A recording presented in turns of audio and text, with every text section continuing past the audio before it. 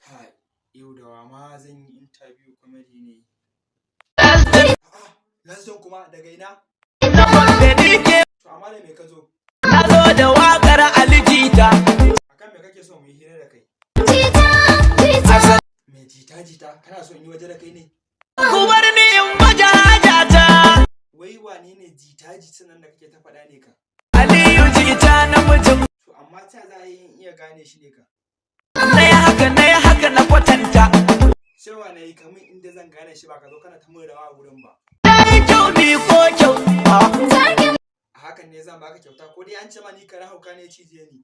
Zakin waka. Me ka ɗauki alijitan nan ne ka? Yaro zai ma.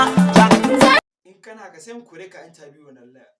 Domin haka Allah ya hukunta. Wai alijitan nan ka wani ma celebrity ne? Aliyu Allah ya wadata. Ka ma san alijita kuwa? Zakin waka. To amma wa ya rubuta maka wannan waƙar da kake? Ke waƙar na. Wani sako za ka bani kai wa alijita idan na ƙarasa can Abuja? Allah ka rike ashe magauta sai hakuri. Ko kuma sai wani ra kuke ce sai ka ce madari wani sako za ku bada kai wa alijita?